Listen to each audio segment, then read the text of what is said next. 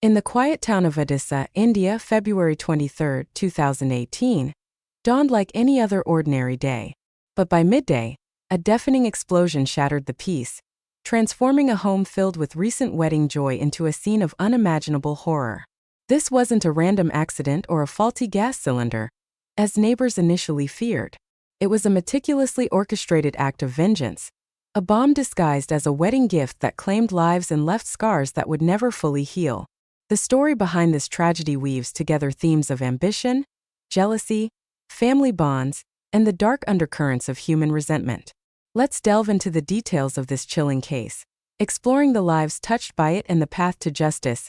Suma Sekar Sahu, at 26, was the epitome of a driven young professional.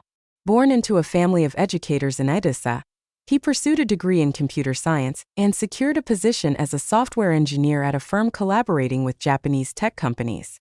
His colleagues admired his discipline.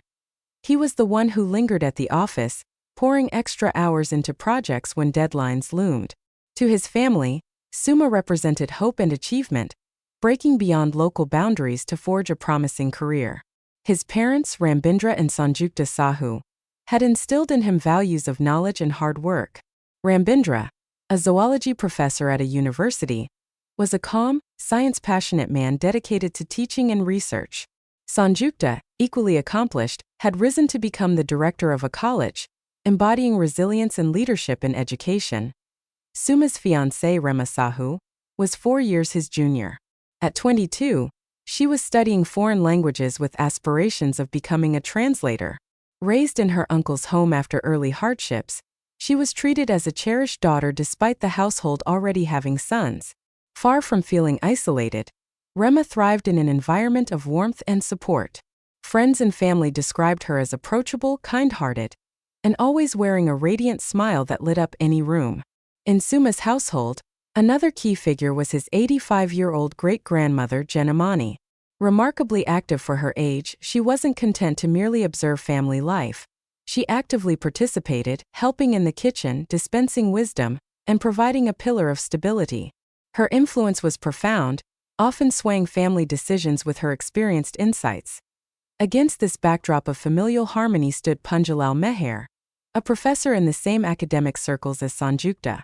Until 2014, he had held the prestigious position of college director, a role that defined his professional identity. However, his ousting and replacement by Sanjukta, a woman, struck a deep blow to his ego. Colleagues noted his lingering bitterness. He frequently voiced dissatisfaction, but no one anticipated it festering into a dangerous obsession. This grudge would ultimately connect these lives in a web of tragedy, turning a celebration of love into a nightmare. The engagement between Suma and Rema was formalized in March 2017, culminating in their wedding nearly a year later. The date was selected after consultations with extended families and an astrologer to ensure auspicious timing. Given the long-standing acquaintance between the families, preparations proceeded smoothly, with costs and duties shared equally.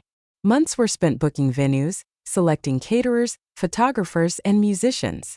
Invitations were printed, decorations chosen, and fabrics for traditional attire meticulously selected. Elders insisted on adhering strictly to rituals, from gift exchanges to the layout of the wedding hall, ensuring no tradition was overlooked. During this period, the couple's interactions were limited, often supervised by family or conducted via phone. Their discussions were pragmatic, dividing household responsibilities, planning living arrangements, and balancing careers. Suma aimed to advance in tech, tackling major projects, while Rema focused on completing her studies and applying her language skills professionally. They envisioned a future of shared finances, joint decisions, and eventual independence after a transitional phase with family. As February 2018 approached, a detailed schedule coordinated guest arrivals, accommodations, and rituals.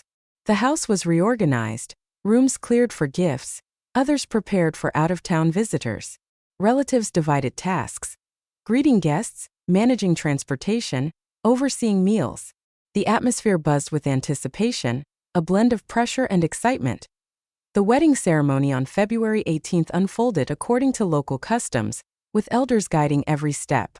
2 days later, the grand reception hosted dozens, relatives, neighbors, colleagues, and friends. Travelers from afar joined the festivities, enjoying a traditional menu, live music, and vibrant decorations. The event symbolized the family's respected status, earned through years of dedication. Post-wedding, the newlyweds skipped a honeymoon, adhering to customs by spending initial days in the groom's home under elders' watchful eyes. Mornings began with shared breakfasts, where Rema learned household norms, expected dishes, guest etiquette, and daily management. Though privacy was scarce, this structure fostered respect for tradition and family integration. The house brimmed with cheer as lingering guests dropped by with gifts and well wishes. Packages piled up, extending the celebration. These 5 days embodied unity, with neighbors praising the couple's complementary traits. Suma's quiet determination and Rema's outgoing warmth. All seemed poised for a bright future.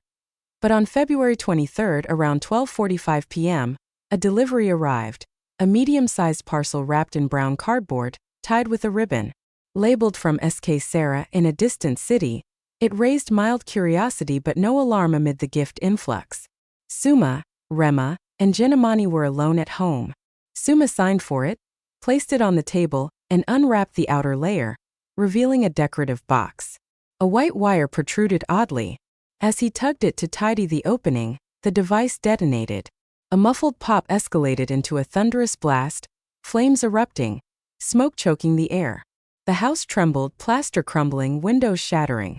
Neighbors rushed out, mistaking it for a gas explosion. Inside, devastation reigned. Suma lay scorched and charred, gasping in agony. Rema, burned on her face, arms, chest, and abdomen, crawled through debris. Jenamani, engulfed in flames, was barely responsive. Chaos ensued outside as residents stormed in, improvising stretchers from sheets and beams. The victims were rushed to the hospital without waiting for ambulances.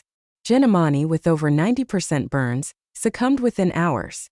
Suma, suffering third-degree burns and organ damage, died shortly after, despite ventilators. Rema, with 40% burns, was induced into a coma for recovery. Waking days later, disoriented and in pain, Rema learned the truth via a newspaper article. Her screams echoed her despair. Doctors intervened to stabilize her. The family grappled with grief, shielding from media frenzy. Public outrage mounted, demanding justice for the attack on innocents. Investigations intensified under pressure. A year prior, during Suma's work trip, a threatening call warned against marriage. Dismissed as a prank, it resurfaced post-explosion. Initial suspects included Rema's ex-boyfriend, probed via phone records and social media. He denied involvement. Alibis held, yielding no evidence. Then an anonymous letter arrived, articulate, English written, claiming a project by 3 individuals. It corrected unreleased details, like the sender's name, SK Sarah. Linguistic analysis pointed to an educated academic. Shared with Sanjukta, she identified the style as Punjalal Meher's, formal, superior-toned, matching past writings. His grudge over losing the directorship to her fueled suspicion. The home search yielded damning evidence. A laptop with the letter's draft, a flash drive with backups, a postal receipt for SK Sarah, charred fireworks remnants, burned journals venting resentment, and browser history on bomb-making. Meher had attended the wedding and funerals, masking his involvement. Investigators learned the bomb was meant for the reception, potentially killing dozens in the crowd. A courier's caution delayed delivery to February 23, averting mass casualties. Arrested, Meher claimed coercion but evidence refuted it. In custody, he attempted escape, solidifying his guilt. The 2025 trial featured 62 witnesses, over 100 documents, and 51 evidence pieces. Convicted, he received life imprisonment for envy-driven obsession. The family found partial closure. Suma's father sought death penalty. His mother acknowledged irreplaceable loss. Rema, after 6 years with in-laws, remarried and moved abroad, seeking renewal. This case underscores how unchecked jealousy can devastate lives, turning joy to ashes. It serves as a stark reminder of vigilance in the face of hidden malice.